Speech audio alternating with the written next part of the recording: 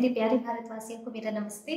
मेरा नाम ब्यूटी है और मैं London school of economics and political science से अपने मास्टर्स की पढ़ाई तो 2019-20 में कंप्लीट करी। जब मैं London school of economics and political science बोलती हूँ तो ऐसा लगता है सुन के जैसे कि मैं बहुत ही हाई फाई फैमिली से आती होंगी, लेकिन ऐसा बिल्कुल भी नहीं है। क्योंकि मैं एक छोटे से शहर गिरिडीह जो कि झारखंड में है वहाँ से आती हूँ और मेरे पिताजी का एक छोटा सा बुक स्टोर है। तो ऐसा बिल्कुल भी नहीं है कि अगर आप एक बड़े हाई-फाई फैमिली से हैं या फिर आप अफ़ोर्ड कर सकते हैं विदेश की महँगी पढ़ाई, तभी आप वहाँ पे जाके कर सकते हैं।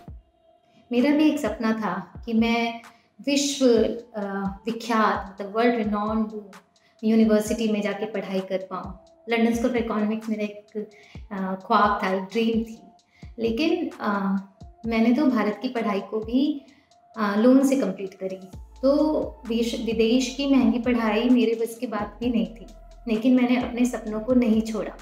मैंने सर्च किया स्कॉलरशिप्स के बारे में और मुझे बहुत सारे स्कॉलरशिप्स के बारे में पता चला, जैसे चिवनिंग स्कॉलरशिप है, कॉमनवेल्थ मास्टर्स स्कॉलरशिप है, कॉमनवेल्थ शेयर्ड स्कॉलरशिप है, रोड्स स्कॉलरशिप है। इवन बहुत सारे यूनिवर्सिटीज़ भी स्कॉलरशिप्स देती है, जैसे एलएससी भी स्कॉलरशिप देती है।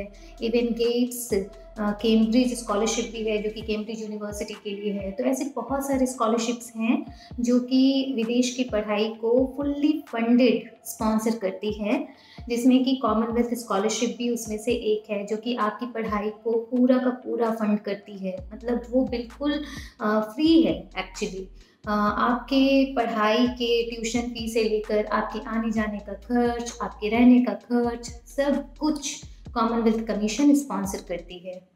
तो मैंने भी स्कॉलरशिप के लिए अप्लाई किया और लकीली मेरा सिलेक्शन हो गया और मुझे कॉमनवेल्थ शेयर्ड स्कॉलरशिप मिली, जो कि LSC London school of economics and political science और कॉमनवेल्थ कमीशन में मिलकर ये अवार्ड करती है।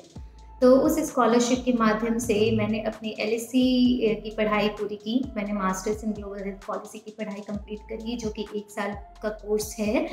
और वहाँ पे पढ़ने के बाद मुझे वहाँ की पढ़ाई और यहाँ की पढ़ाई में बहुत सारे डिफरेंसेस फ़ील हुए, बहुत सारे अंतर फ़ील हुआ। इसीलिए मैं चाहती हूँ कि जो भी मेरिटोरियस हैं, जो कि सपना रखते हैं विदेश में जाके पढ़ाई करने की और वापस आकर अपने देश के डेवलपमेंट में कंट्रीब्यूट करने की, वहाँ तक मैं पहुँचूँ। क्योंकि मुझे पता है कि बहुत सारे स्कॉलरशिप्स हैं तो सही, लेकिन उसके बारे में मेजॉरिटी ऑफ स्टूडेंट्स को नहीं पता होता। तो इसीलिए मैं चाहती हूँ कि मैं उन लोगों तक पहुँचूँ, उन बच्चों तक पहुँचूँ जो कि सपना रखते हैं बाहर पढ़ाई करने की, लेकिन खुद से उस पढ़ाई को स्पॉन्सर नहीं कर सकते या फंड नहीं कर सकते। इसीलिए मैंने लर्न टॉप के मंच को चुना, क्योंकि मुझे पता है कि आप इस वीडियो को देखेंगे और आप इस स्कॉलरशिप्स के बारे में ज़रूर सर्च करेंगे। तो इस वीडियो के माध्यम से मैं आज आपको 2 बातें बताना चाहती हूँ। सबसे पहले ये कि किस तरीके से आप कॉमनवेल्थ स्कॉलरशिप के लिए अप्लाई कर सकते हैं, और दूसरी चीज़ ये कि आपको क्यों इंटरनेशनल यूनिवर्सिटीज़ में जाके पढ़ाई करनी चाहिए, क्यों आपको विदेश जाके पढ़ाई करनी चाहिए। तो सबसे पहले तो जो मैंने बोला, स्कॉलरशिप के लिए आपको कैसे अप्लाई करना है। अक्टूबर-नवंबर के टाइम में महीने में ये स्कॉलरशिप हर साल एनुअली ओपन होती है। आपको ट्रैक रखना पड़ेगा कि कब स्कॉलरशिप एप्लीकेशन प्रोसेस ओपन हुई है और उसके हिसाब से आपको फॉर्म फिल करना पड़ेगा। तो जब आप इस स्कॉलरशिप के लिए अप्लाई करते हैं, स्टार्टिंग में तो प्रोसेस बहुत लेंदी दिखेगा, लेकिन आपके सपने के सामने जो कि विदेश में पढ़ाई करने की है या फिर आपके उज्ज्वल भविष्य के लिए है, वो बहुत ही छोटा है, बहुत ही माइनर है। तो उससे बिल्कुल भी नहीं घबराना है। थोड़ा प्रोसेस रिग्रेस होता है, लेंदी होती है, लेकिन वो एट द एंड वर्थ होता है ना। तो इसीलिए बहुत ही इम्पॉर्टेंट है कि आप ट्रैक करें। तो इस स्कॉलरशिप पे जब आप अप्लाई कर रहे हो तो आपको ये ध्यान देना है कि आपको पहले से ही किसी एक यूके यूनिवर्सिटी का अवार्ड लेटर होना चाहिए हाथ में, विच मीन्स कि आपके पास ऑफर लेटर होना चाहिए, जो कि आपको वहाँ पे अपलोड करना पड़ता है। दूसरी बात ये है कि इस स्कॉलरशिप का एक तो आप कॉमनवेल्थ कमीशन की वेबसाइट पे जाके अप्लाई करते हैं, साथ में आपको ministry of human resource development की वेबसाइट पे भी अप्लाई करना पड़ता है। तो 2 जगह पे आपको अप्लाई करना है। तो जब आप कॉमनवेल्थ कमीशन की वेबसाइट पे अप्लाई करते हैं तो आपके पास जो PDF version of the application applied आपके पास होता है, उसे आपको ministry of human resource development के साइट पे भी अपलोड करना पड़ता है और वहाँ पे भी आपको यूके यूनिवर्सिटी का अवार्ड अपलोड करना पड़ता है।